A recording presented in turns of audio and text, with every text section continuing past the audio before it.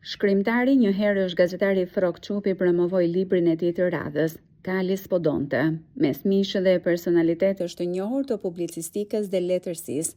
Çupi prezantoi librin e tij në ambientet historike të Muzeut Etnografik të Elbasanit. Është një libër me, si më thënë, ngjarjet politike ose si thua me shënimet mbi ngjarjet politike për një periudhë rreth një vjeçar. Është një libër me lajmin e komentuar ose si thua me esen. Duket sikur është një roman në kuptimin e vazhdimësisë, nga njëra ngjarjet e tjetra ke lidhjen, çdo njëra prej ngjarjeve ka lidhje me tjetrën. Thënë të vërtetën jam nisur nga ideja për të krijuar një model nëse gazetaria mund të rrojë gjatë, sepse ju e dini se përgjithsisht gazetaria rron 24 orë, po unë kam përshtypje tjetër dhe besoj se është reflektuar dhe në libër. I kursyer në zgjidhjet e veta dhe duke menduar me kujdes sintezën, çdo alegori e tij politike me referime kulturore, politike dhe akademike të zbret në rrafshin e thjeshtë të sublimitetit të thjeshtësisë. Çupi tregon se përse zgjodhi këtë titull për librin e tij. Me mua ka ndodhur që jam referuar kafshës pa e kuptuar.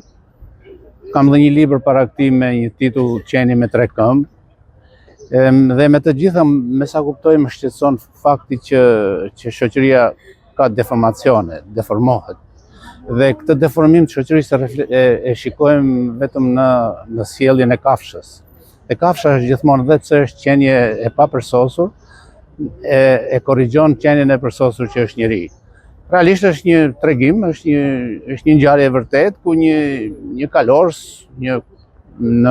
diku në një rrugë të vendit tonë, çfarë më ka ndodhur në autostradë madje, e kishte vënë kalin në shpejtësinë përballë makinave, në korsinë e shpejtësisë dhe e ishte që të este. Ndërsa kalin ishte ngulur dhe nuk donte, si më thënë, nuk mund të ecte.